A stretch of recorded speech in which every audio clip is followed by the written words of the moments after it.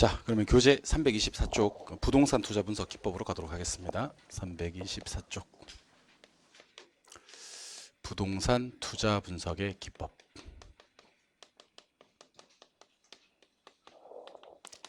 자, 칠판 조금 보고 갈게요. 예, 복습 좀 합시다. 자, 지렛대 효과라는 것을 첫 번째로 공부하셨습니다. 투자론 첫 번째는 지렛대 효과를 공부하셨는데, 요거 이제 지분 수익률 구하시는 게 중요합니다. 이거 한 문제 나오지 않겠나 싶어요. 네, 지분 수익률 구하는 거. 내 돈 수익이자, 내 돈 수익이자 상승분인데 조금 더 자세하게 말씀드리면 그 금액으로 주는 경우, 돈으로 주는 경우가 있고 비율로 주는 경우가 있는데 어차피 뭐 내 돈 수익이자 또는 내 돈 수익이자 상승분 기본 왁구에서 처리가 되는 거니까 구분을 하셔서 정리를 좀 하셔야 되고요. 두 번째는 이제 위험과 수익인데요. 위험을 측정하는 지표는 분산 표준 편차 변이 계수가 있고요. 수익을 측정하는 지표는 기대 수익률과 평균이 있는데 이때 기대 수익률 어떻게 구할 거냐? 기대 수익률은 각각의 확률하고요. 각각의 수익률을 곱해서 더하는 건데 보통 세 가지 시나리오가 나와요. 경제 환경이 비관적일 때 확률, 수익률, 정상적일 때 확률, 수익률, 그 다음에 낙관적일 때 확률, 수익률 그걸 갖다 곱해서 더하면 되는데 퍼센트 숫자를 곱할 때는요. 숫자 곱하기 숫자 퍼센트 이렇게 해서 세 개를 다 하시면 됩니다. 위험은 총위험이라는 게 있는데 체계적 위험과 비체계적 위험으로 나뉘어집니다. 체계적 위험은 모든 기업에 영향을 미친다. 피할 수 없는 위험이다. 그 다음에 이자율, 인플레, 경기 변동이고 위험이 커지면 수익이 커진다. 위험과 수익의 상쇄관계, 비례관계 할 때 체계적 위험을 써먹습니다. 비체계적 위험은 개별 기업에 영향을 미친다. 그 다음에 피할 수 있는 위험이다. 근로자의 파업, 영업 경비의 변동, 법적 소송 문제 같은 것이고요. 얼마든지 포트폴리오를 구성해서 피할 수가 있다. 그래서 결국 위험이 올 때 두 가지 위험을 구분해서 정리를 하셔야 되는데 체계적 위험이 오면 마음의 준비를 하셔야 돼요. 이걸 못 피하니까 그걸 감수하면서 수익을 더 달라고 요구를 하실 생각을 하셔야 되고요. 비체계적 위험이 들어오게 되면 요거를 분산 투자해서 피할 생각을 하셔야 되는 겁니다. 그다음 수익. 수익은 원래는 종류가 세 가지가 있습니다. 기대 수익률, 요구 수익률, 실현 수익률이 있는데 투자를 할 때는 실현 수익률은 못 써요. 기대 수익률과 요구 수익률을 비교해서 기대 수익률이 크면 투자 증가, 투자한다는 얘기죠. 요구 수익률이 크면 투자 감소 안 한다는 얘기죠. 기대와 요구가 같으면 투자 균형이라고 하는데요. 이때 기대가 크게 출발했을 때는 기대가 점차 하락을 하여 균형으로 가는 거고요. 기대가 작게 출발했을 때는 기대가 점차 상승을 하여 균형으로 갑니다. 어쨌든 결론은 균형이니까. 이때 기대 수익률은 방금 비관적, 정상적, 낙관적인 확률에서 수익률을 곱해서 더한 다음에 구한다 그랬고, 두 번째 이제 요구 수익률은요. 두 개 축이 있습니다. 요구 수익률 구성하는 양대 축이 무위험률과 위험 할증률인데 무위험률은 시간에 대한 대가, 위험 할증률은 위험에 대한 대가예요. 그래서 시간이 길어지면 무위험률이 커지면서 요구 수익률이 커지는 거고요. 위험이 커지면 위험 할증률이 커지면서 요구 수익률이 커지는 것이다까지를 이제 사실 지난주에 했었습니다. 그다음에 이제 포트폴리오는 지금은 건너뛰었어요, 제가. 그냥 분산 투자하는 걸 포트폴리오로 하는데 자산수가 많고 수익률이 다른 방향으로 가게 하고 상관계수가 낮아서 마이너스 1로 가게 할수록 포트폴리오 효과는 커진다. 이 정도만 기억하시면 되고 지금은. 그다음에 이제 오늘 첫 수업에 했던 내용이 화폐 시간가치 계산인데 화폐 시간가치 계산은 크게 현재 가치와 미래 가치가 있는데 현재 가치 현가, 미래 가치 내가, 현가 내가 되는 거 할증, 내가 현가로 땡겨오는 거 할인. 할증하고 할인할 때는 이자율이 필요하다라고 얘기를 드렸고요. 크게 표현하면 내가와 현가가 있는데 작게 표현하면 내가의 세 개가 있어요. 일내, 연내, 감기. 일내, 연내, 감기. 현가가 세 개가 있습니다. 일현, 연현, 저상. 일현, 연현, 저상. 정의를 한번 내려보겠습니다. 1원, N년 후, 일내. 매년 1원씩 N년 후, 연내. 만들기 위해서 불입하는 거, 감기. 현재 가치도 세 가지 있습니다. 1원, 현재, 1년. 매년 1원씩 환원, 연연. 차입하고 상환에 나는 원리금 저상. 항상 돈 빌리고 뭐 갚아 나간다 이런 말이 있다면 무조건 저상인데 생략돼 있는 말. 저상에서는 무조건 원리금 균등 상환 방식을 가정하고요. 저당 상수를 통해서 구해지는 것은요. 원리금 상환액, 월부금, 원금 플러스 이자라는 것을 기억해 주셔야 합니다. 이때 역수관계, 세 쌍이 역수, 총 6개인데 세 쌍이죠. 그러니까 1내하고 1현, 1현하고 1내가 역수입니다. 연내, 감기 한 번씩 다 걸리겠죠. 감기, 연내, 연내, 감기 역수입니다. 연현, 저상, 저상, 연현이 각각 또 역수가 됩니다. 그래서 1내 1현, 연내 감기, 연현, 저상이 각각 역수다. 공식 3개 암기해 달라 그랬습니다. 1내하고 공식 3개는 1내하고 1현하고 연내하고 1내하고 1현하고 연내하고 1내 공식은 1 플러스 R의 N승 1현 공식은 1 플러스 R의 n승 분의 1. 연내 공식이 R분의 1 플러스 R의 n승 마이너스 1. 요거 2020년 새해가 밝아오기 전에 외워놓으시면 정말 좋습니다. 요거. 그 다음, 돈을 빌리고 갚아 나갈 때 저당 상수를 쓴다 그랬는데 공식은 어떻게 되냐면 부채에다가 저당 상수를 곱하면 부채 서비스액이 나온다 그랬어요. 그러니까 부채하고 부채 서비스액을 완벽하게 구분해낼 수 있어야 되는데요.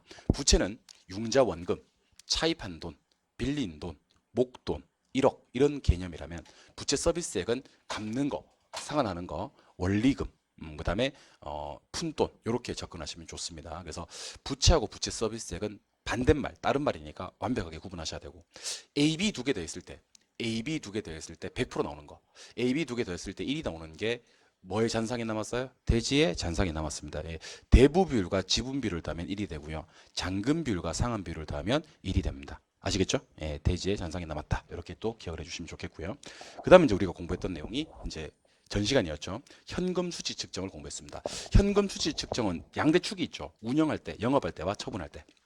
운영 영업할 때와 처분할 때인데 운영 영업할 때는 이제 가능조소득, 공실불량부채, 기타소득, 유효조소득, 영업경비, 순영업소득, 부채 서비스액, 세전현금 수지, 세전현금 흐름, 영업소득세, 세후현금 수지인데 여기서 이제 영영이 중요하다 그랬죠. 영영. 두 번째 영, 영업소득세인데요. 영업소득세는 순대 더하고 이간 빼고 세율 곱해서 한 번 더 순대 더하고 이간 빼고 세율 곱해서 영업소득세를 구한다 그랬고요. 영업경비는 일단 포함되는 항목을 제가 쭉 한번 설명드려 볼게요. 유지수선비 되나요?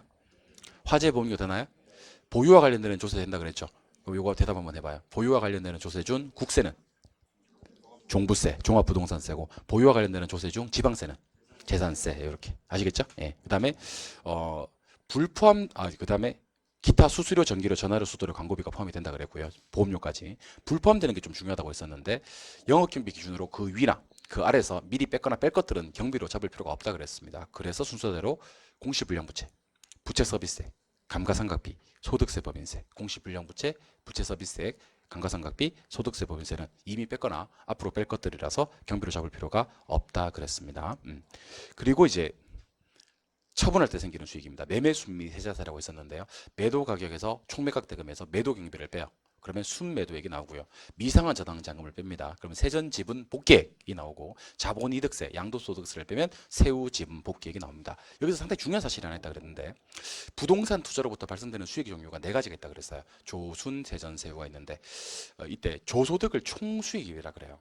순영업소득을 종합수익이라 그러고요. 좋아요. 세전을 배당수익이라고 하고요. 세후를 세후라고 합니다. 물론 이제 투자액의 종류가 두 가지가 있어요. 총투자액과 지분투자액이 있는데 조소득과 순소득은 항상 총투자액이라면 같이 다녀요.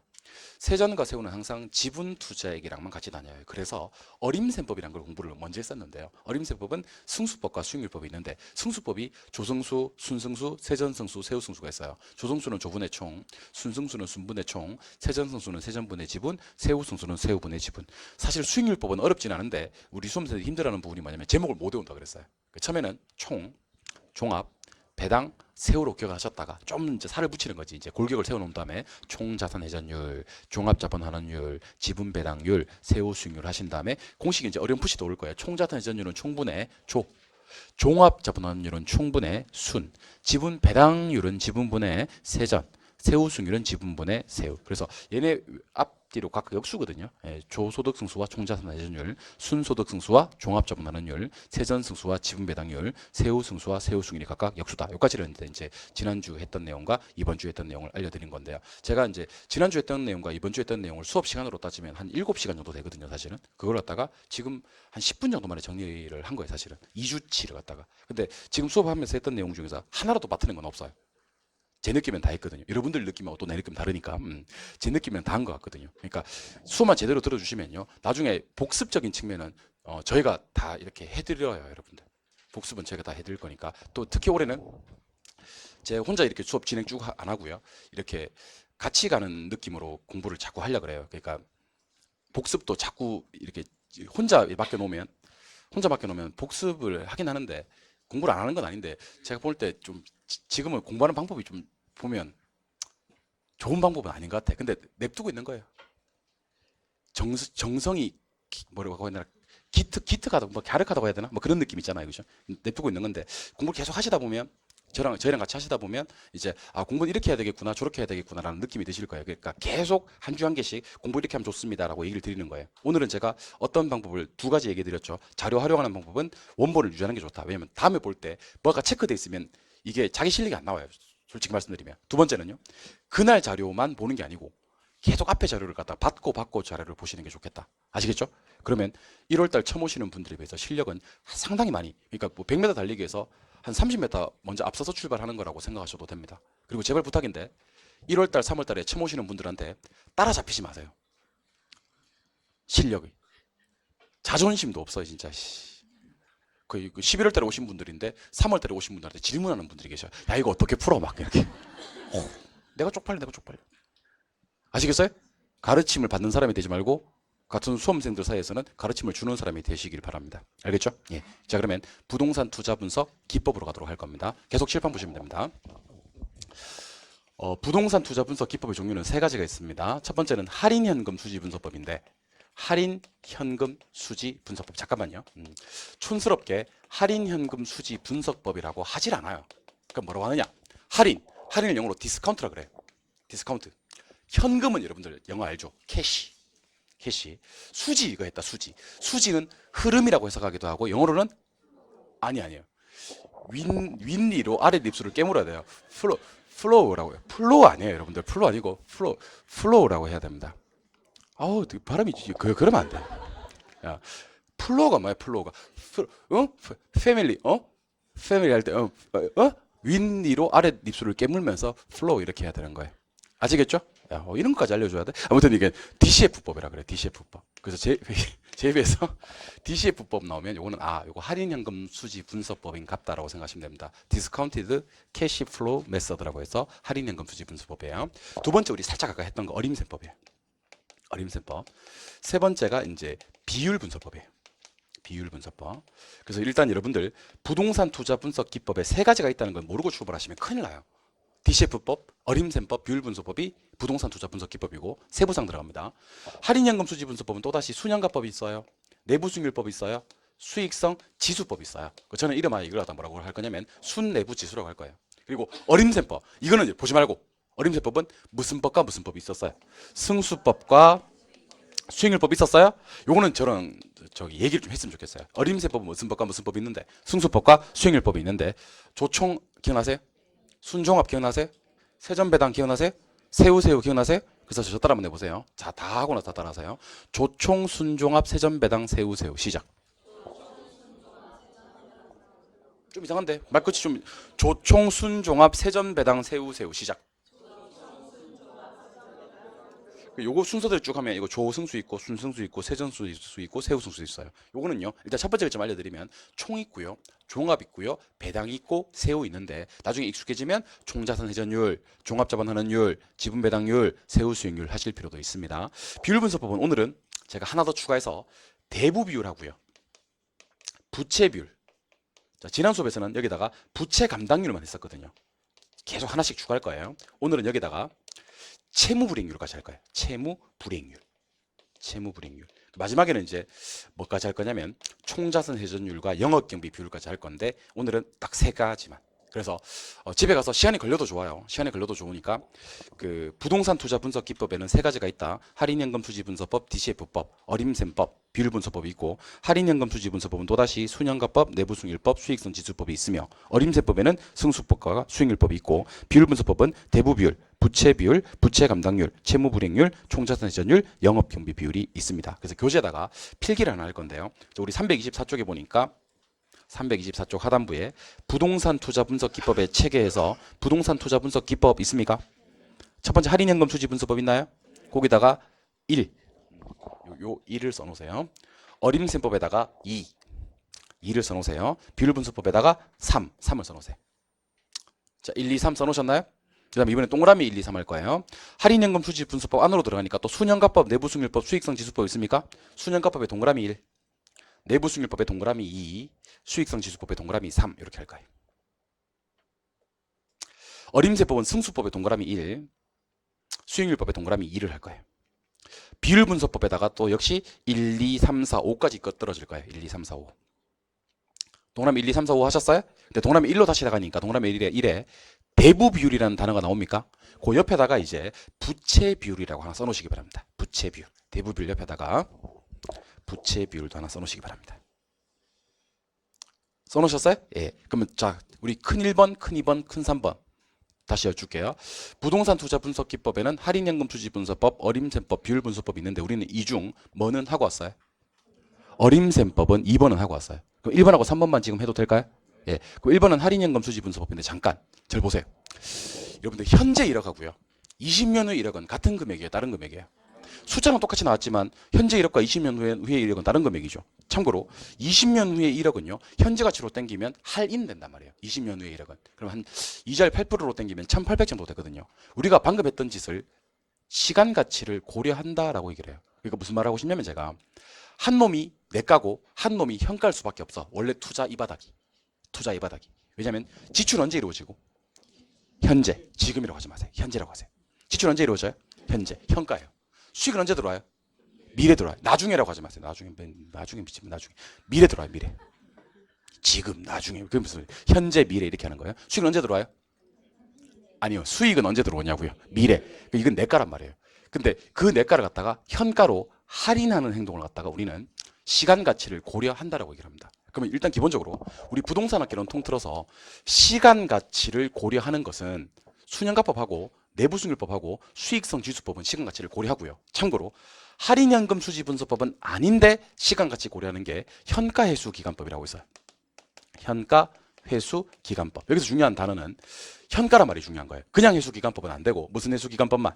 현가 회수 기간법만. 그래서 우리 부동산 학개론 통틀어서 시간 가치 고려하는 것 총 4개가 있습니다. 요거는 일단 수단과 방법을 가리지 말고 일단 외워 놓으세요. 우리 부동산 학개론 통틀어서 시간 가치 고려하는 건 할인현금 수지 분수법의 3개와 현가 회수 기간법 추가해서 총 4개. 그래서 얘는 필기하지 마시고 왼쪽에 보시니까 참고 보이십니까?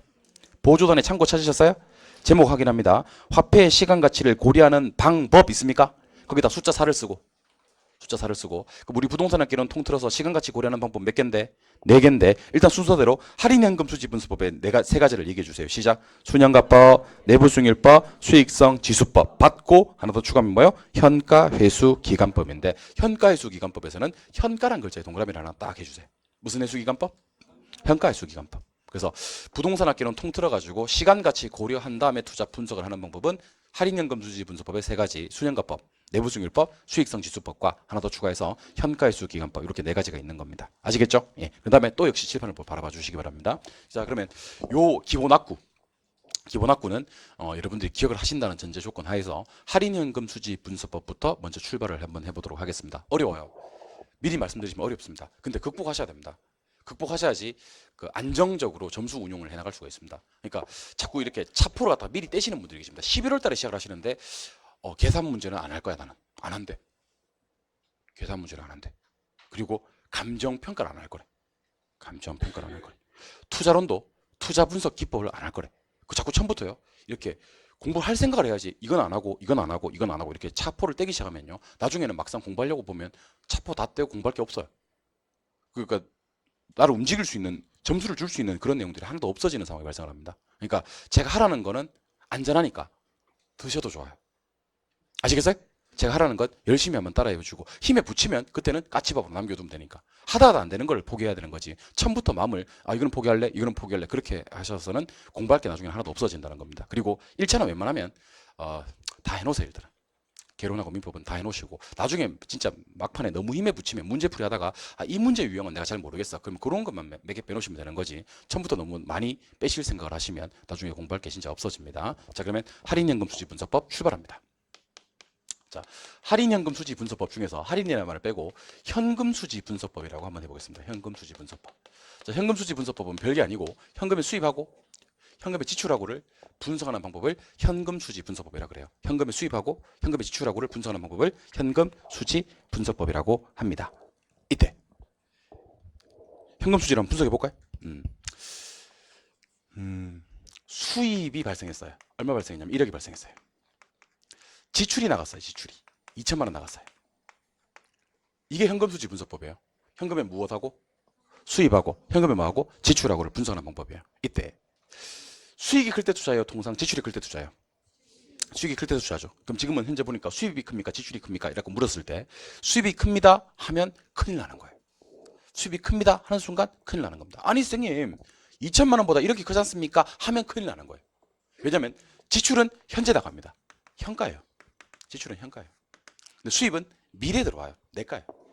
한 놈이 내가이고 한 놈이 현가일 때 숫자만 보고 크기 판단한다는 것은 상당히 의미가 없는 행동입니다.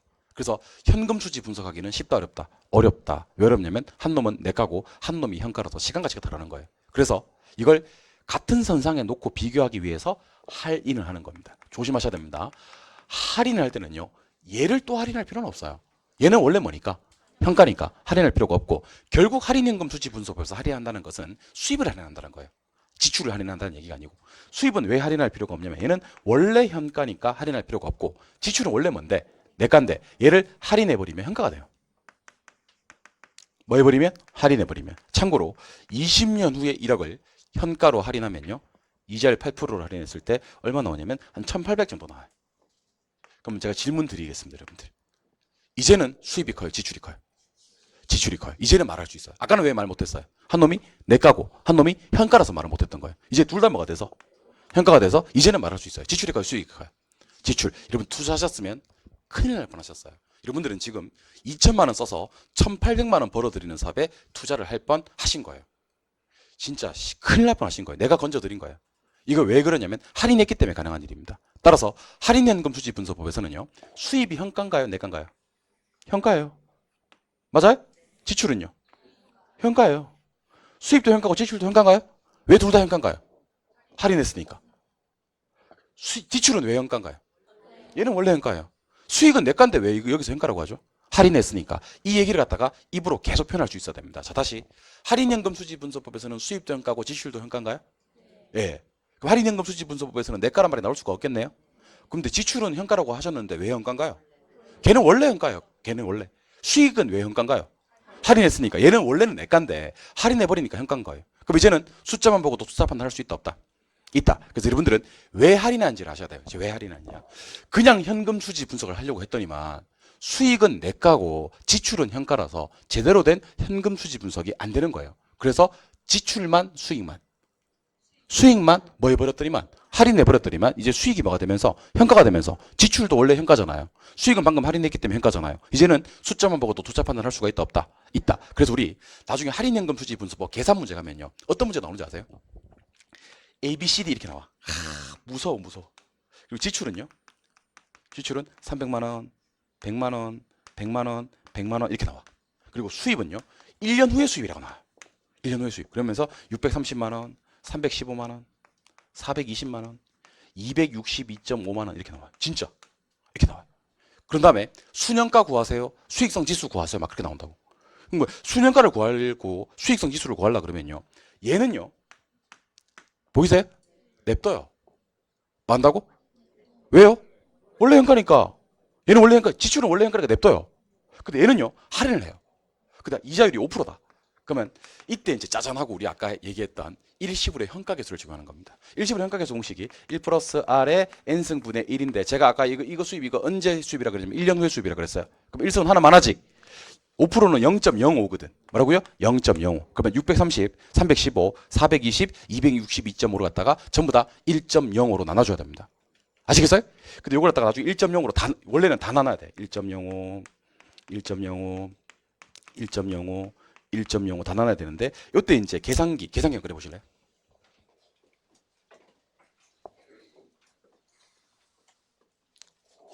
이때 계산기가 이제 필요한 거죠. 계산기가 필요한데 처음에 어떻게 할 거냐면 제가 하란 대로 하셔야 됩니다. 630 나누기 1.05는 해요. 제가 하란 것만 해야 돼. 630 나누기 1.05는 하셨어? 얼마 나와? 600 나와요? 지금 600 찍혀있지? 냅둬야 돼. 600 냅두고 그 600 그 위에다가 바로 숫자를 뭐라고 입히냐면 315는 해봐요. 300 나와요?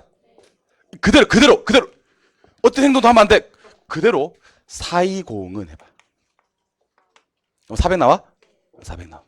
마지막입니다. 마지막. 262.5는 해봐. 262.5는 250이 나올 거예요. 맞아요?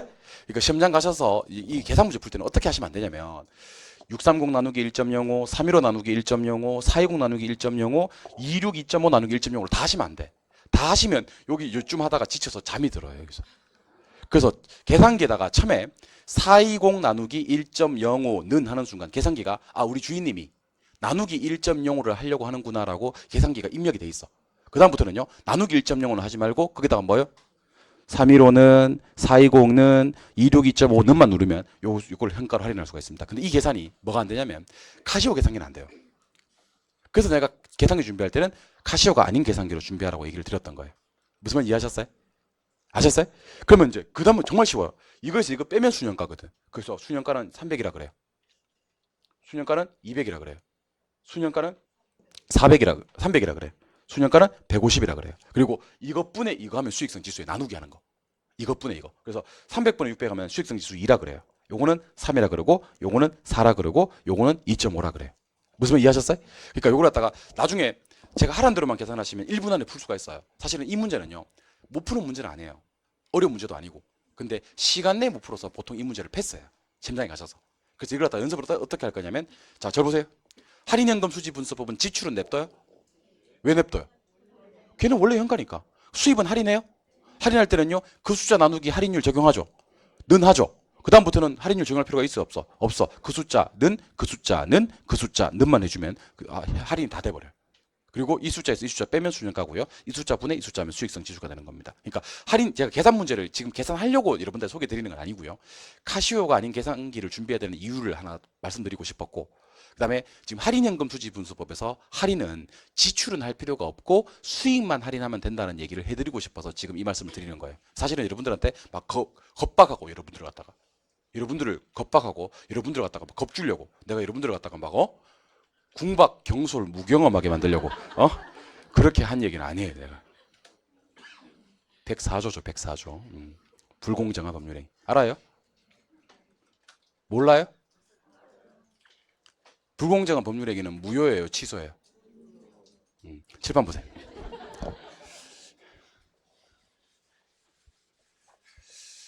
자, 그러면 방금 할인연금 수지분수법은 얘만 할인하면 돼요. 수입만. 지출은 내두면 돼요. 얘는 원래 현가니까. 얘는 할인해서 현가로 만들어주는 거예요. 근데 이거를 빼는 방법이 있어요. 앞에 거에서 뒤에 거를 갖다가 빼는 방법을 순현가법이라 그래요. 그래서 얘는요, 빼고 얘가 클 때 투자하는 거거든요. 이제 남으면 투자입니다. 그러니까 이게 기억날지 모르겠다. 이게 순현가는요 플러스일 때 투자해요. 뭘 때? 마이너스일 때는 투자를 안 해요. 뭘 때? 플러스와 마이너스를 구분하는 숫자가 뭐죠? 중요합니다, 여러분들. 플러스와 마이너스를 구분하는 숫자가 0이라는 건 상당히 중요합니다. 이게 어디서 나오는지 알려드릴게요. 수요의 소득 탄력성과 수요의 교차 탄력성. 과일 깎는 교소형. 기납니까? 교차 탄력성과 소득 탄력성은 0과 비교해요. 0은 무엇과 무엇을 구분하는 숫자죠? 플러스와 마이너스를 구분하는 숫자입니다. 라고 주관식으로 얘기해야 돼요. 다시, 0은 어떤 숫자죠? 대답하세요. 수요의 소득 탄력성이 플러스면 무슨 제? 정상제. 소득의 정렬중. 수요의 교차 탄력성이 플러스면 무슨 제? 대체제. 수요의 소득 탄력성이 마이너스면 열등제. 수요의 교차 탄력성이 마이너스면 보완제. 소득의 교차에 그때 플러스 마이너스 나오잖아. 여기서 플러스 마이너스 나오는 거예요. 수년가가 플러스면 투자를 하는 거고요. 마이너스면 투자를 안 하는 겁니다. 그럼 대답하실래요? 수년가는 뭐보다 클 때 투자하겠어요? 0보다 클 때 투자하는 겁니다. 0이 중요한 게 아니고 수년가는 플러스일 때 투자한다는 얘기예요. 마이너스일 때 투자를 하지 않는다는 얘기입니다. 그럼 결국 플러스일 때 투자한다는 말은 플러스와 마이너스를 구분하는 숫자가 뭐니까? 0이니까 0보다 클 때 투자한다는 얘기예요. 두 번째, 수입 현가와 지출 현가를 같게 만드는 할인율이 있어요. 이거 갖다 이제 우리는 내부 수익률이라 그래요. 뭐라고요? 자, 근데 여기서는 이걸 내부 수익률이라고 하고요. 저 앞에서는 이 내부 수익률을 뭐라고 배웠는지 아세요? 이 내부 수익률과 똑같은 말 알려드릴게요. 내가 여러분들 이거 기억하셔야 돼요. 내부 수익률과 똑같은 말이 뭔지 아세요? 기대 수익률이에요. 뭐라고? 기대 수익률이라고. 기대 수익률을 할인연금 수지분수법에서는 내부 수익률이라 그래요. 내부 수익률과 기대 수익률은 같은 말이에요. 여러분들 이거 아무한테도 알려주지 마세요. 이거 앞에서는 무슨 수익률 했던 거? 기대 수익률 했던 걸 할인연금 수지분수법에서는 뭐라 그래요? 내부 수익률. 그럼 대답하세요. 기대 수익률은 뭐보다 클 때 투자하죠? 요구 수익률보다 클 때 투자한다라고 지난주에 배웠잖아요. 여러분들 내 여기서 미치는 거 보고 싶어요? 여러분들 때문에 결혼생 미쳤으면 좋겠어요? 왜 미쳐버린다? 다시. 기대 수익률은 뭐보다 클 때 투자죠? 요구 수익률보다 클 때 투자하죠. 그러면 당연히 기대 수익률과 동의어인 누구는? 내부 수익률은 뭐보다 클 때 투자하겠어? 요구 수익률보다 클 때 투자하는 겁니다. 외울 필요가 없다니까? 왜냐면 내부 수익률이 기대 수익률이야. 기대 수익률은 누구보다 클 때 투자한다고 배웠어요. 그러니까 수익률 해봐야 꼴랑 3개밖에 없어요. 기대 수익률이 있고 요구 수익률이 있고 실현 수익률밖에 없어요. 근데 실현 수익률은 투자 판단의 기준으로 안 쓰고 못 쓰고 누구랑 비교를 하냐면 기대 수익률과 요구 수익률을 비교하거든요. 기대 수익률이 요구 수익률보다 클 때 투자한다고 했는데 기대 수익률이 누구랑 같은 말이야? 내부 수익률 같은 말이야. 따라서 내부 수익률도 당연히 뭐보다 클 때 투자한다? 요구 수익률. 그럼 얘는 시험 문제 어떻게 나오느냐 알려드리겠습니다. 이거는 여러분들 나중에 제가 빨리 푸는 방법도 알려드릴게요. 근데 처음에는 야매를 먼저 배우면 안 돼. 야매를 먼저 배우면 안 되고 정상적으로 공부하는 방법을 배우셔야 됩니다. 자, 저 보세요. 현재 5천만 원을 지출하였음. 이렇게 나와요. 5천만 원을 지출하였음. 1년 후에 6천만 원의 수익을 올림. 이때 요 자료를 보고 내부 수익률을 구하시오 그랬습니다. 그럼 칠판 한번 보시고 대답 한번 해볼래요? 내부 수익률은 누구랑? 수입의 현가와 뭐를? 지출의 현가를 어떻게 만든다? 같게. 자, 그러면 편하게 같게 만들어 볼 테니까 칠판 보세요. 지출이 얼마죠? 5천. 맞잖아. 할인할 필요 있고 없고? 없고. 왜? 현가니까. 수입은 원래 뭔데? 6천인데 할인할 필요 있다 없다? 있다. 있다? 수입은 할인할 필요가 있다. 근데 이거 할인하려고 그러면 뭘 적용하냐면 일시불의 현가계수를 적용해요. 그래서 내가 공식을 모르면 큰일 난다고 했던 거예요. 일시불의 현가계수는 어떻게 합니까? 시작. 1 플러스 R의 N승. N승인데 내가 1승 하면 되겠네. 왜? 1년이니까. 그럼 요 R 보이세요? R? 요 R이 그 유명한 내부 수익률이에요. 자, 이 R이 뭔지 알려드릴게. 무엇의 현가와? 지출의 현가와 무엇의 현가를? 수입의 현가를 어떻게 만드는? 같게 만드는 할인율이야. 그럼 요거 하려고 그러면 어떻게 하냐면 자 보세요. 6천 1 플러스 R 5천. 양변에 같은 수 1 플러스 R을 곱해. 그러면 6천 1 플러스 R 5천. 아, 힘들죠? 자, 6천은 5천 플러스 5천 R. 절대 났어. 자, 5천 R은 1000. 맞아요? 그럼 R은 5천분의 1000이 되겠지. 그래서 이게 20%가 돼요. 몇 프로? 20%. 그래서 이때 내부 수익률은 20%가 되는 겁니다. 근데 물론 내가 이거 빨리 푸는 방법을 나중에 알려드려요. 빨리 푸는 방법 알려드리는데 일단 이거는 어떻게 풀냐면 1차 방정식으로 풀어요. 그러니까 내부 수익률은요. 무엇의 현가와 수입의 현가와 지출의 현가를 같게 만드는 1 플러스 R 할 때 그 R, 할인율 R을 내부 수익률이라고 하는 겁니다. 아시겠어요? 그럼 그 내부 수익률 어떻게 구하냐면요. 지출은 냅둬. 이퀄 수입은 할인해. 1 플러스 R로. 그 다음에 방정식을 풀어. 1차 방정식이에요. 그러니까 내부 수익률은 그래서 나중에 제가 그런 얘기를 할 건데 내부 수익률 구하라는 문제는요. 절대로 2년 안 줍니다. 절대로 2년 안 줘. 수년가나 수익성 지수는 나중에 뭐 2년이 나올 수도 있어. 최악의 경우에는. 근데 내부 수익률은요. 절대로 2년 안 줘. 왜 안 주는지 아세요? 2년을 주면요. 이걸 갖다 이승을 해야 되거든. 그럼 이걸 풀이해내면 어떻게 되냐면 1 플러스 2R 플러스 R 제곱이 되거든. 됐고 그러려면 R이 뭐가 되냐면 근해 공식을 적용해야 됩니다. 근해 공식을. 그러니까 여러분들 출제원이 자신의 목숨을 담보하지 않는 이상 출제원이 진짜 자신의 목숨을 담보하지 않는 이상 근해 공식을 묻지는 않거든요. 그래서 내부 수익률은요. 무조건 수년가나 수익성 지수는 2년 3년 나올 수가 있지만 내부 수익률 구하는 것은요. 2차 방정식을 피하기 위해서요. 무조건 1년을 줍니다. 그러니까 오히려 나중에는요. 내부 수익률 나오면요. 아싸 해야 돼. 왜냐하면 내부 수익률은 반드시 1년이 나오니까. 수입의 현가와 지출의 현가를 같게 만들 때. 그러니까 이 1년 줬을 때 암산으로 푸는 방법도 있어 나중에. 아시겠어요? 알려줬으면 좋겠지. 그거는 제가 1월달 가서 알려드리도록 하겠습니다. 알겠죠? 지금은 기본에 충실합시다. 내부 수익률이 뭐냐면 수익의 현가와 할인해야 돼 안 해야 돼? 해야 돼. 지출의 현가를 할인할 필요가 있어 없어? 없어. 어떻게 만드는? 같게 만드는 요 할인율 R을 내부 수익률이라고 한다는 겁니다. 마지막 수익성 지수입니다. 지수. 지금 하나씩 하고 있는 거예요. 예. 수익성 지수는요. 수입의 현가를 지출의 현가로 나누는 거예요. 나누는 거. 이게 수익성 지수야. 자, 그러면 수익성 지수는 자, 7번 보세요. 7번 보세요. 수익성 지수는요. 뭐냐면 수익성 지수는 무슨 현가를? 수입 현가를 무슨 현가로? 지출 현가로 뭐 하는 값인데? 나누는 값인데? 나누는 값이에요? 나누는 값인데 저 7번 한번 보셔야 됩니다, 여러분들. 이거에서 이걸 나누는 거예요. 이걸 어떻게 표현하냐면 자, 따라해 보세요. 입을 출로 나눈다. 또 따라하세요. 출에 대한 입. 그러니까 뭐뭐에 대한이란 말이 항상 분모로 가요. 그럼 얘는 입에 대한 출 해야 돼, 출에 대한 입 해야 돼. 그러니까 표현 방법이 두 가지야. 뭐를 뭐로 나눕니까? 그럴 때는 순서대로 입을 출로 나눈다. 뭐에 대한 뭡니까? 그럼 밑에 것부터 먼저 해야 돼. 출에 대한 입. 그러니까 나누기 해도 되고 대안으로 표현해도 됩니다. 나누기 할 때는 뭐를 뭐로 나눈다.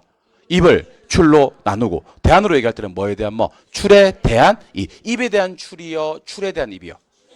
입을 출로 나눠 출을 입으로 나눠. 뭐를 뭐로 나눈다고요? 입을 출로 나누고 뭐에 대한 뭐라고요? 출에 대한 입. 입을 출로 나누고요. 출에 대한 입 같은 말인데요. 자, 잘 보세요. 이게 천이야. 이게 천이야. 그럼 이게 1이야. 맞아요? 위에 게 커야 돼? 밑에 게 커야 돼? 위에 게 커야 돼. 입이 커야지. 따라서 수익성 지수는 1보다 커야지 플러스 값이 나와, 얘는요. 근데 우리 부동산 학기는 통틀어가지고 1과 비교하는 게 몇 개 있는지 아세요? 딱 4개밖에 없어요. 딱 4개. 자, 잘 들어요. 입지계수라는 게 있어요. LQ. 얘 1보다 크면 기반산업이라 그래. 나중에 배워요. 원료지수라는 게 있어요. 제품 중량분의 국지 원료 중량에서. 얘가 1보다 크면 원료지향형 산업이라 그래요. 세 번째가 수익성 지수예요. 1보다 커야지 투자를 해요. 네 번째가 그 유명한 부채 감당률이에요.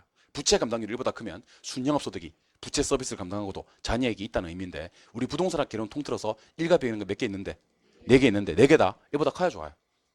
1보다 작을수록 좋은 건 한 개도 없어. 단 하나도. 전혀. 따라서 수익성 지수 뭐랑 비교한다는 거 기억? 1과 비교한다는 거 기억? 1보다 말 때, 클 때 투자가 이루어진다. 이렇게 하시면 되는데 이건 나중에 책임질게 내가 이거.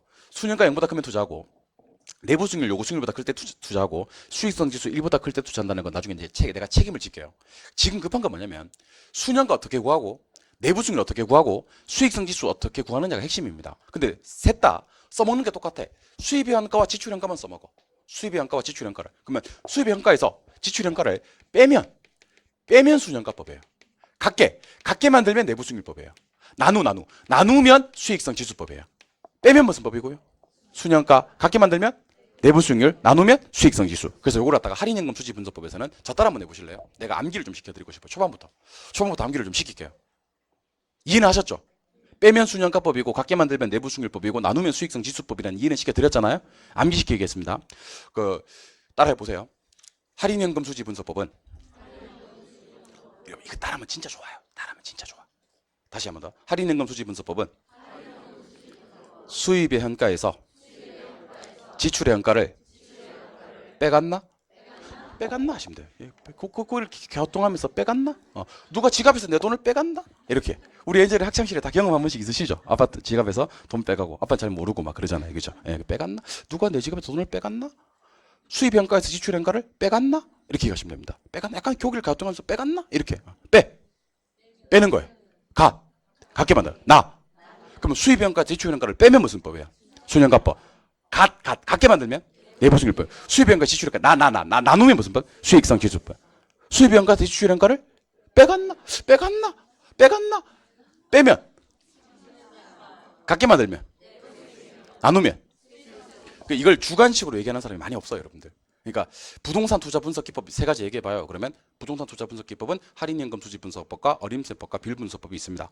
할인연금 수지 분석법은 또 다시 종류가 세 가지인데 얘기해봐요. 그러면 수년가법과 내부수익률법과 수익성 지수법이 있습니다. 수년가법과 내부수익률법과 수익성 지수법이 뭡니까? 라고 했을 때 수입의 현가에서 지출의 현가를 빼는 게 수년가법이고 수입의 현가와 지출의 현가를 같게 만드는 게 내부수익률법이고 수입의 현가에서 지출의 현가를 나누는 게 수익성 지수법입니다. 라고 얘기하는 사람이 없어요. 그런 채로 살아가요.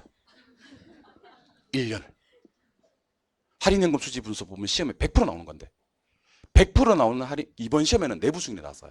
내부 수익률은 수입 현가와 지출 현가를 같게 만드는 거라 그랬잖아요. 그럼 나중에 배울 건데 수년가는 0이 되고 수익성 지수가 1이 되거든요. 그걸 틀리게 정말 쉽게 나왔어요. 정말 쉽게.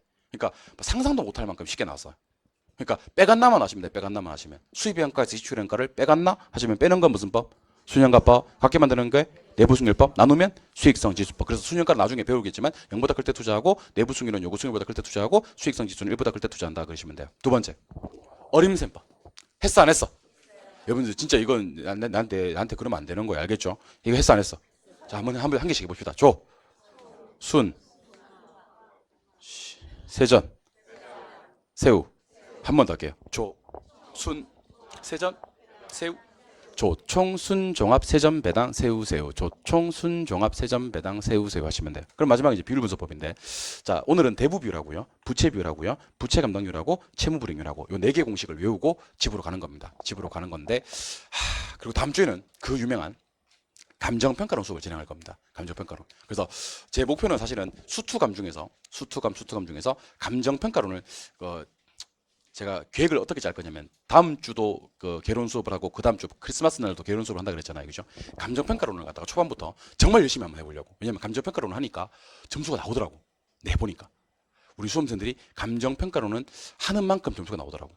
그 아까 투자론 같은 경우는 8개 중에서 몇 개는 3개 정도는 까치밥으로 놔두라 그랬잖아요. 수요공부도 한 5개 나온다고 했을 때 한두 개를 못 맞추거든요. 근데 감정평가론은 한 7개 나온다는 가정을 했을 때 6개까지도 맞추더라고요. 6개까지도. 심지어 다 맞추는 경우도 있어요.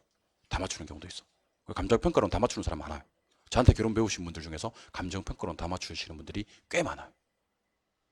어차피 난 못 봤는데 여기는 없어요.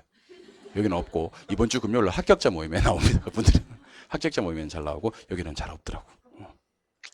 많은데 진짜 보여드리지를 못해. 안타까운 일이죠. 7번 보세요. 이번에는 비율 분석법입니다.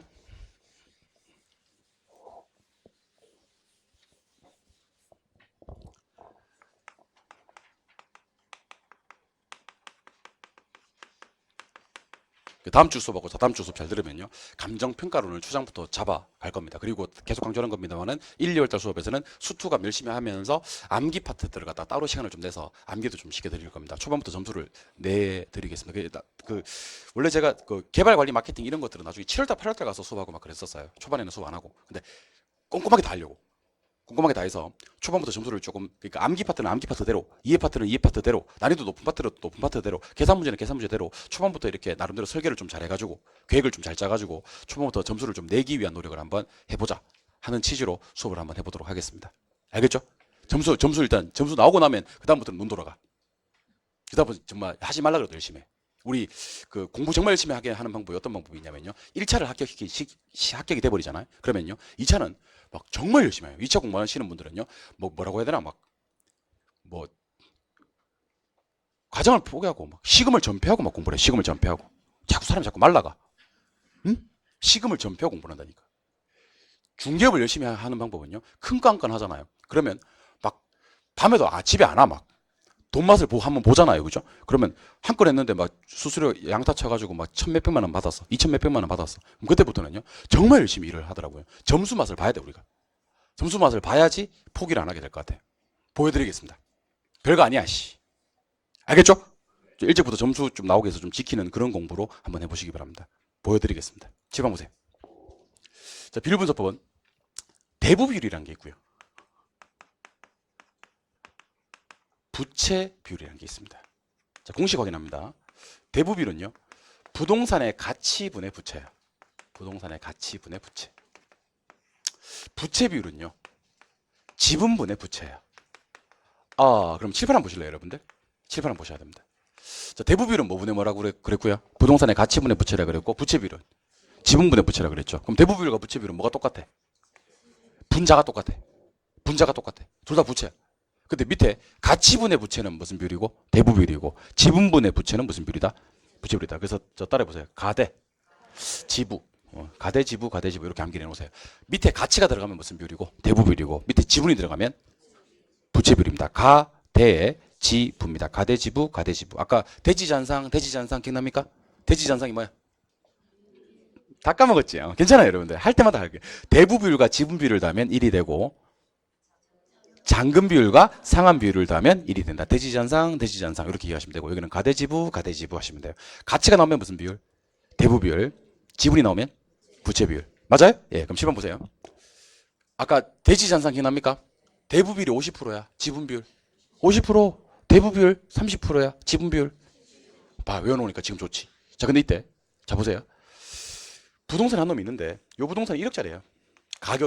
가치가. 근데 부채를 8천만 원 끌어왔어요.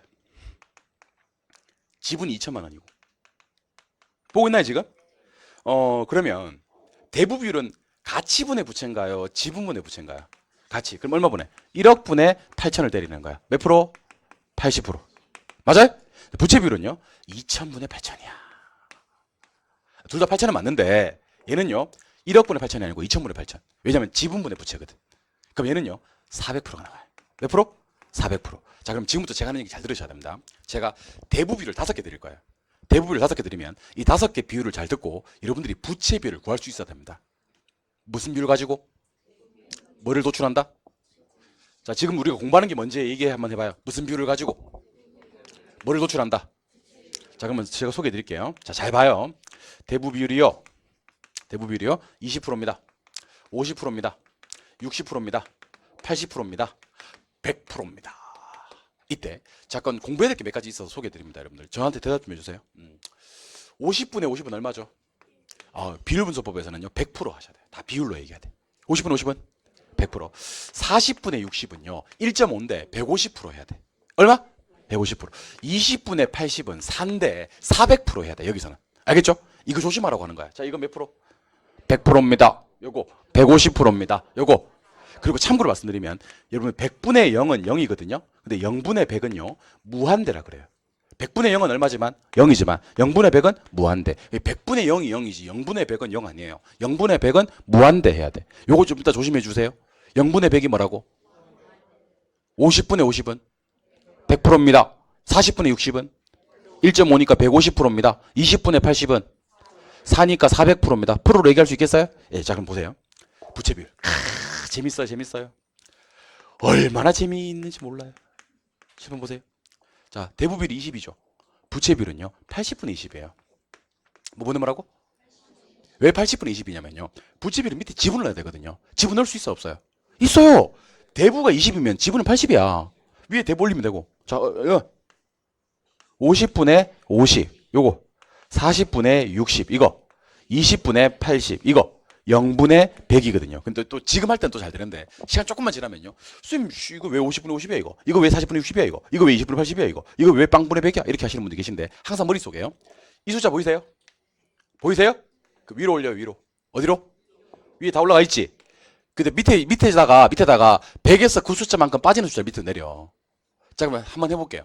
20이면 어떻게 한다고요? 80분의 20 하면 돼요. 20을 올리고 100에서 빠지는 숫자를 밑으로 내린다고. 그게 지분이거든. 괜찮아. 30. 70분의 30. 그 숫자를 올리고 100에서 빠지는 숫자를 밑에다 내린다고. 괜찮아요. 40. 60분의 40입니다. 50. 50분의 50입니다. 좀 어려운 거 해볼까? 25. 75분의 25예요. 많이 어렵구나. 43. 57분의 43. 근데 지금 이런 것들이 안 나와. 왜냐면 안 나누어 떨어지거든. 제가 방금 소개해드린 5개 나누어 떨어져요. 자 보세요. 20이면 80분의 20이라 그랬죠. 그럼 4분의 1이야. 4분의 1. 25%. 몇 프로? 50분의 50은 아까 연습했잖아. 그래서 100%. 40분의 60은 150%. 맞아요? 20분의 80은 400%. 빵분의 100은 무한대입니다. 보고 계십니까 지금? 그래서 오늘은 제가 사실 무리는 하려고 하는 건 아니고요. 딱 2개만 알면 돼. 2개만. 일단 대부비율 공식과 부채비율 공식을 구분해낼 수 있다 없다? 있다. 두 번째는 무슨 비율을 가지고 대부비율을 가지고 부채비율을 도출하는 방법에 대해서 우리가 고민을 한번 해봐야 됩니다. 자, 좀 이따 교재에다 흔적을 남겨드릴 테니까 여러분 지금은 급한 게 이거야. 자, 이게 50이야. 그럼 얘는 어떻게 한다고요? 50분의 50. 얘가 60이 60을 위로 올려야 돼. 그럼 얼마? 40분의 60. 80이야 80. 그러면 20분의 80. 자, 90이야 90. 10분의 90. 자, 마지막입니다. 100입니다. 100. 0분의 100. 그 나중에는 어떻게 해야 되냐면요. 이거 5개 정도는 암기 느낌보다는 그냥 바로 나와야 돼. 20 그럼 25. 50 그러면 100. 60 그러면 150. 80 그러면 400. 100이면 무한대까지가 입에 붙을 정도까지 5개는 많이 해 주실 거예요, 여러분들이. 알겠죠? 가대지부 기억나세요? 가대지부. 가치가 뜨면 무슨 비율? 대부비율. 지분이 뜨면 무슨 비율? 부채비율. 둘 다 분자는 뭐? 부채. 그러니까 둘 다 대부비율이든 부채비율이든 둘 다 분자에 뭐 박아놓고 부채 박아놓고 붙박이야 붙박이. 붙박이. 그럼 분모만 바꾸면 되는데 대부비율은 뭐 분의 부채? 가치분의 부채. 가대. 부채비율은 지분분의 부채. 지부. 가대지부 이렇게 얘기하시는 겁니다. 가치분의 부채는 무슨 비율? 지분분의 부채는 무슨 비율? 대부비율과 부채비율은 분자가 같아요? 분모가 같아요? 분자가 부채로 똑같고 가치분의 부채는 무슨 비율? 대부비율. 가대. 지분분의 부채는 무슨 비율? 지분비율. 한 번 더 할게요. 내가 대부비율 드릴 테니까 부채비율 저한테 막 얘기해 주세요. 20. 80분의 20. 그 20을 올리는 거야. 50. 50분의 50. 60. 80. 100. 오케이. 이번엔 이거 한번 해보겠습니다. 자, 7번 보세요. 7번 보세요. 여러분들 가능조소득에다가 공실 및 불량부채를 빼고 기타 소득을 더하면 유효조소득이 나옵니까? 영업경비를 빼면 순영업소득이 나옵니까?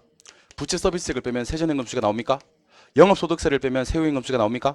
근데 여러분들 제가 지금 뭘 만들고 싶냐면요, 손익분기점 만들고 싶어요. 손익분기점. 손익분기점은 뭐냐면 손해와 이익을 분리하는 기점이에요. 적자의 흑자예요. 적자도 아니고 흑자도 아니고 손익분기점을 만드는 거예요. 아시겠어요? 그때는요, 손익분기점에서 여러분들 느낌에 세금 나올 것 같아, 안 나올 것 같아? 손익분기점에서는 세금이 안 나와. 소득세는요. 소득세는 어떨 때 나와? 소득이 있어야 나와. 재산세 어떨 때 나와? 재산이 있을 때 나와. 취득세 언제 나와? 취득해야 나와. 양도세는요? 양도해야. 소득세는요? 소득 없으면 안 나와. 그래서 간혹 선생님 저는 그동안 소득세 한 번도 안 낸 것 같은데? 그럴 수 있어요, 여러분들. 그럴 수 있다는 거. 그럴 수 있다는 거. 뭐가 없으면. 그럼 여기서는 지금 손익분기점을 만들기 때문에 소득이 낮다는 가정을 하지 않는 거예요. 그러면 뭐는 생각하지 않아도 되냐면 영업소득세는 생각하지 않아도 돼요. 손익분기점만 줄 거니까. 자, 그런데 위에 거 날릴 거예요. 위에 거 좀 이따 날릴게요. 자, 유효조소득 보입니까? 유효조소득 적자 안 보려면요, 최소한 두 개는 감당해야 돼요. 이거랑 이거. 뭐하고? 영업경비하고 뭐요?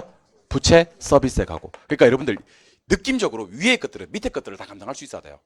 그러니까 유효조소득은 밑에 몇 놈이 있는데? 두 놈이 있는데. 자, 대가리 치워드릴까요? 자, 다시.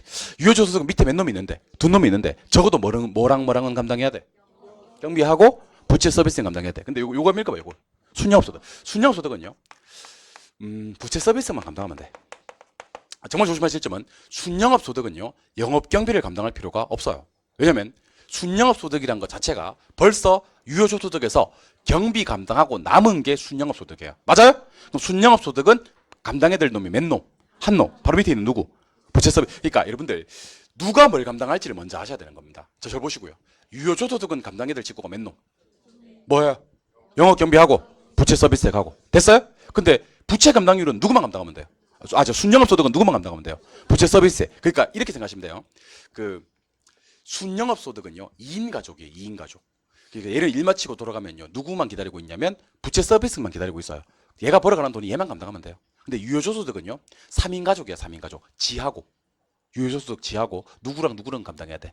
영업경비하고 부채 서비스하고. 저는 일 마치고 가면 와이프 있고 우리 딸내미 있고 아들내미 있거든요. 저는 3명 감당하면 돼요. 몇인 가족이니까. 4인 거. 그러니까 내가 감당해야 될 직구가 3놈이고요. 유효조소득이 감당해야 될 놈 몇 놈? 2놈. 이상 소리 하지 말고 2놈. 순영업소득이 감당해야 될 놈 몇 놈? 1놈입니다. 그 여러분들이 누가 뭘 감당하고 누가 뭘 감당하는지 알면요, 나중에 객관식 시험에서 상당히 유리한 고지를 점할 수가 있습니다. 이거는 답은 모르겠는데 틀린 것 같은데, 이런 느낌이 들어. 예를 들면 저 보세요. 채무불이익률은 듣고 있나 지금? 아직 난 채무불이익률 안 배웠잖아. 근데 저 보세요. 채무불이익률은 순영업소득이 영업경비와 부채 서비스액을 감당할 수 있는지를 측정한다. 순영업소득이 영업경비와 부채 서비스를 감당할 수 있는지를 측정한다. OX. 안 배워도 이건 틀린다는 걸 알아야 됩니다. 순영업소득은요, 영업경비를 감당할 일이 없어요. 몰라서 그렇지. 그러니까요, 채무불이익률 구하는 공식은 뭐냐면 유효조소득이 영업경비와 부채 서비스에 감당할 수 있는지를 측정하는 게 채무불이익률이거든요. 됐어요? 하나 더 할게요. 부채 감당률은 듣고 있나요? 아직 나한테 부채 감당률 안 배웠잖아요? 괜찮아요. On지 X인지만 얘기해봐. 부채 감당률은 유효조소득이 부채 서비스액을 감당할 수 있는지를 측정한다. OX. X예요. 유효조소득은 한 놈만 감당하는 경우가 없어요. 그러니까 부채 감당률은요, 순영업소득이 부채 서비스액을 감당할 수 있는지를 측정하는 비율을 부채 감당률이라 그래요. 그래서 제가 그래서 이 얘기를 하는 거예요. 지금 암기하기 전에.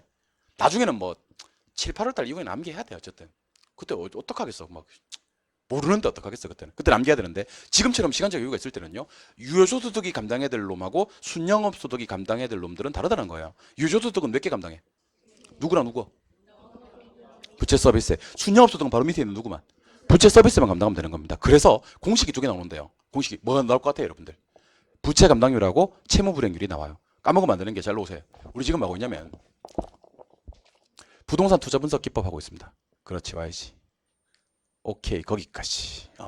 부동산 투자 분석 기법은 할인연금 수지 분석법, 어림세법, 비율 분석법을 하는 거 맞습니까? 할인연금 수지 분석법에 순현가법과 내부순율법과 수익성 지수법이 있는데 수입이 한가에서 지출이 한가를 빼갔나? 하면 되지. 어림세법은 조총, 순종화, 세전배당, 세우세우 하면 되지. 가대지부 기억납니까? 가에는 되고 지에는 부야. 가치분의 부채는 대부 비율, 지분분의 부채는 부채 비율. 대부 비율을 통해 부채 비율을 도출할 수 있나요, 없나요? 안 물을게. 진짜 안 물을게. 대부 비율을 통해서 부채 비율을 도출할 수 있나요, 없나요? 20이면 물을지 몰랐지. 50이면 60이면 80이면 100이면. 그리고 이제 두 가지를 더 배우는 거예요. 부채 감당률하고 채무 불이익률. 자, 그러면 지금 비율 분석법의 대부 비율과 부채 비율은 좀 지워도 될까요? 좀 지워도 될까요? 지우고 시간 주면 안 되는데. 다시. 그럼 이제 남은 게 오늘 수업의 마지막 부채 감당. 유명합니다. 정말 유명합니다. 부채 감당률. 그다음에 마지막으로 채무 불이익률. 불이익률. 자, 7번 보십니다. 부채 감당률은요. 부채 서비스액 분의 순영업소득입니다. 부채 서비스액 분의 순영업소득입니다. 자, 질문. 자, 부채 감당률은요. 사실은 제목이 원래는 부채 감당률이 아니에요. 원래는 부채 감당률 제목을 너무 길어서 줄인 거예요. 부채 서비스액 감당률이에요. 뭐라고요? 질문. 부채 서비스가 누가 감당하나요? 일로 대가리 치워드릴게요. 잘로 오세요. 자, 가능조소득에서 공시인배 불량부채 카메라. 그렇지. 거기까지 스톱. 오케이. 가능조소득에서 공시불량부채 빼고 기타 소득 더하면 유효소득이 나오고 영업경비 빼면 순영업소득이 나와요. 맞아요? 그러면 영업경비와 부채 서비스액은 두 개를 감당해야 될 놈을 물으면 누구고요? 유효소득이고요. 부채 서비스액 한 놈만 감당해도 되는 게 누구예요? 순영업소득. 그래서 앞으로 내가 이렇게 물을 거예요. 부채 서비스액은 누가 감당해요? 그러면 누가? 순영업소득이. 영업경비와 부채 서비스액은 누가 감당해요? 그러면 유효조소득. 이 얘기 할 수 있어야 됩니다. 이것도요. 글자 수로 기하셔도 돼요. 수는 한 개만 감당해요.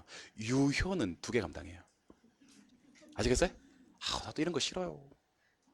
모르니까 하는 거예요. 유효는 몇 개 감당해요? 수는 몇 개 감당해요? 누구요? 근데 제가 지금 제목을 부채 서비스액 감당률, 줄여서 부채 감당률인 거야. 질문. 부채 서비스액은 누가 감당해요?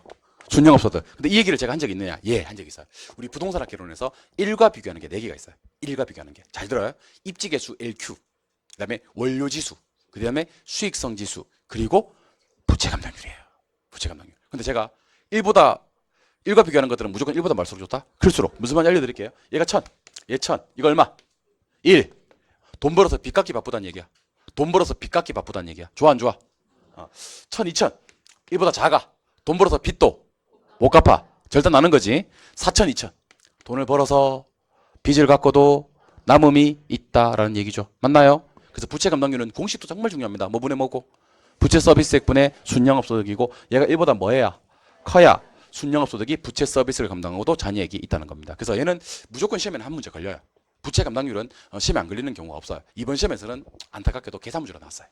부채 감당률 구하라 이렇게. 그래서 가능조소득 주고 그다음에 그 공실 불량부채 빼고 쭉쭉쭉쭉 하다가 마지막에 부채 감당률 구하는 것까지 나왔는데, 뭐까지는 아니다 하더라도요. 여러분들 부채 감당률 구하는 공식이 부채 서비스액분의 순영업소득이라는 것과 얘가 1보다 커야지 순영업소득이 부채 서비스를 감당하고도 잔이익이 있다. 좋은 의미라는 것을 기억하시는 겁니다.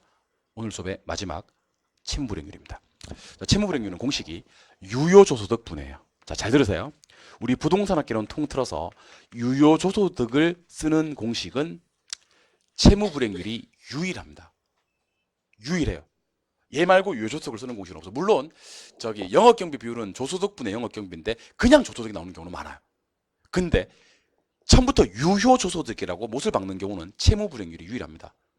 기념으로 기억하시죠? 기념입니다. 우리 부동산학개론에서 유효조소득을 쓰는 공식은 누구밖에 없다. 채무불이익률. 근데 얘는 몇 개 감당하죠? 뭐 하고요? 또 알고 계세요 이거 진짜? 그래서 얘는요 영업경비 플러스 부채 서비스액 하시면 됩니다. 그래서 공식을 갖다가 어쨌든 암기를 해야 되는데 방법을 잘 알려드리고 있는 거예요. 부채 감당률은 부채 서비스액분의 순영업소득, 순영업소득이 위로 올라가고요. 채무불이익률은 유효조소득이 밑으로 내려와요. 유효조소득분의 영업경비 플러스 부채 서비스액이다. 되셨어요? 그럼 지문에 영업경비하고 부채 서비스액이 다 있을 때는 어떤 공식을 어떤 조소득을 끌고 와야 돼요? 유효조소득을 끌고 와야 되고요. 공식에 부채 서비스액 한 놈만 있을 때는 누구만 끌고 와도 돼요? 순영업소득만 끌고 오면 됩니다. 그래서 저 따라 한번 해보세요. 부채 감당률은 부채 서비스액분의 순영업소득이고 1보다 커야지 남는다. 채무불이익률은 유효조소득분의 영업경비 플러스 부채 서비스액. 일로 오세요. 자, 비율분석법 공식 4개 외울 건데요. 가치분의 부채는 대부비율, 지분분의 부채는 부채비율, 대부비율을 통해서 부채비율을 구할 수 있다 없다? 안 물을게요, 안 물을게요. 구할 수 있다 없다? 요거는 뭐 분해? 부채 서비스액 분의 순영업소득. 요거는 유효 조소득 분의 영업경비 플러스 부채 서비스액. 요거는 수입효과에서 지출효과를 빼간다. 뭐라고요? 빼간다. 요거는요 공식 아직 안 해도 돼. 공식은 나중에 무조건 암기돼. 위치 선정을 하는 거예요. 조, 총, 순, 종합, 세점, 배당, 세우. 3번 더. 조, 총, 순, 종합, 세점, 배당, 세우, 세우. 그래서 325쪽으로 한번 가볼까요? 325쪽에 가시니까 2번 할인현금 수지 분석법이란 말이 나올 겁니다. 325쪽 2번에 할인현금 수지 분석법 별 때리시고요. 별 때렸어요? 제일 밑으로 내려가시니까 그 페이지 제일 밑에 핵심 해서 할인현금 수지 분석법 DCF법 나옵니까? 별 하나 더 때리고요. 순영가법 보니까 빼기 보이세요? 살짝 0보다 클 때 투자하고 돼 있고, 내부수익률법 보니까 살짝 같게 만든다는 표현 보이십니까? 수익성 지수법 보니까 나누기 돼 있고 대안이라는 표현도 있는 것 같아요. 찾으셨어요? 빼갔나? 됐어요? 예. 한 장은 아니네. 2장 넘기. 예. 2장도 아니네. 331로 갑니다. 331. 331로 가니까 3번 제목 확인합니다. 무슨 법? 별 하나 더 때리시고요. 어림셈법 타이밍 상당히 좋습니다. 이번 시험에 나올 타이밍이에요. 어림셈법은요. 한 장을 넘기시면 332쪽에 우리 아까 했던 내용이 나올 겁니다. 무슨 법과 무슨 법이 있는데? 승수법과 수익률법이 있는데 위치 선정합시다. 시작. 조, 총, 순, 종합, 세전, 배당, 세우, 세우. 한 번 더 시작. 하셨어요? 한 장 넘기세요. 넘기셔서 334쪽. 345쪽이네요. 오른쪽 페이지. 4번에 비율분석법 나옵니까? 별 하나 때려주시고요. 별 하나 때려두시고. 별 하나 때리셨어요? 자, 먼저 가로 1번에 대부비율 있죠? 이렇게 한번 해볼까? 지금 우리 대부비율로 돼 있잖아. 제목에 대동그라미. 제목에 대동그라미. 분모에 보니까 부동산의 가치라고 돼 있습니까? 가동그라미. 가대 이렇게 한게 돼. 가대. 가치가 나오면 무슨 비율? 대부비율. 그리고 두 번째 그 하늘색 눕기 처리된 부분에 보니까 지분비율은 말고 오른쪽에 부채비율 보입니까? 부채비율 찾으셨어요? 부 동그라미. 그리고 지분할 때 지 동그라미. 지부 이렇게 암기하는 겁니다. 가대의 지부입니다. 둘 다 분자는 뭔데? 부채인데 밑에 가치가 뜨면 무슨 비율? 대부비율. 지분이 뜨면 부채비율. 이상한 소리 하지 말고 다시. 가치가 뜨면 무슨 비율? 대부비율. 지분이 뜨면 부채비율. 가, 지. 그리고 밑에 보니까 대부비율하고 부채비율하고 표 하나에 있는 거 보이세요? 거기다가 이제 이렇게 한번 해보세요. 지금 대부비율 이렇게 있고 부채비율 이렇게 있는데 화살 표시로 똑딱 이렇게 연결 한번 해보세요. 무슨 비율을 통해? 대부비율을 통해 뭐를 도출한다? 부채비율을 도출한다. 표 안에서 대부비율 밑으로 어떻게 도출하는지 방법이 나와 있어. 보면. 하셨어요? 예. 그리고 가로 2번 제목에 보니까 부채 감당률이 있습니까? 공식 중요합니다. 뭐분의 뭐고요? 부채 서비스액분의 순영업소득. 공식 중요하고요. 한 장 넘기셔서 동그라미 3번 체크하셔야 됩니다. 동그라미 3번. 부채 감당률은 뭐보다 클수록 1보다 클수록 유리하다. 되셨어요? 가로 3번 채무불이익률. 공식 중요합니다. 공식. 공식 중요합니다. 공식. 뭐분의?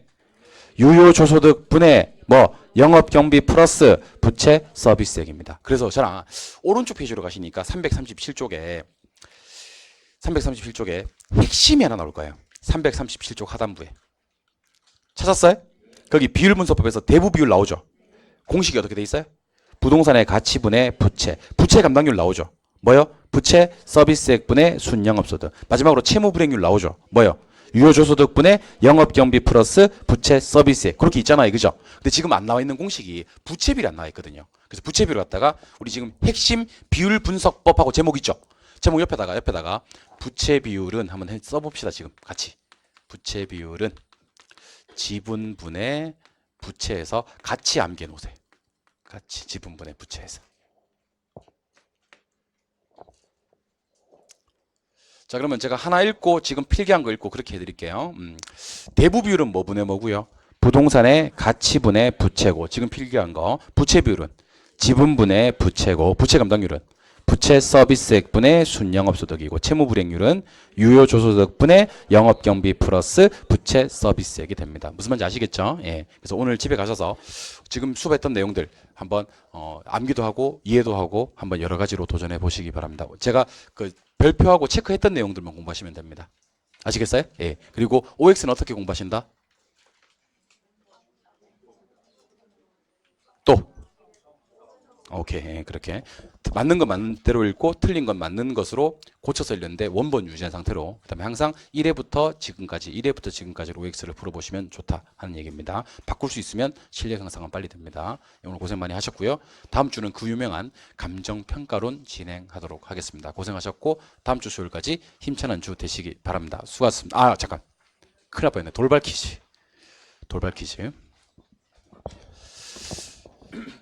돌발 퀴즈 돌발 퀴즈 나갑니다. 돌발 퀴즈는 대부 비율이 80%일 때 부채 비율은 얼마일까요가 다 돌발 퀴즈입니다. 대부 비율이 80%일 때 부채 비율은 얼마일까요? 계산해서 몇 프로라고 얘기해 주면 됩니다. 몇 프로. 오케이? 대부 비율 80%일 때 부채 비율은 몇 프로일까요? 정답 몇 프로로 얘기해 주시면 됩니다. 예, 고생하셨고요. 다음 주 수요일까지 힘찬 한 주 되시기 바랍니다. 수고하셨습니다.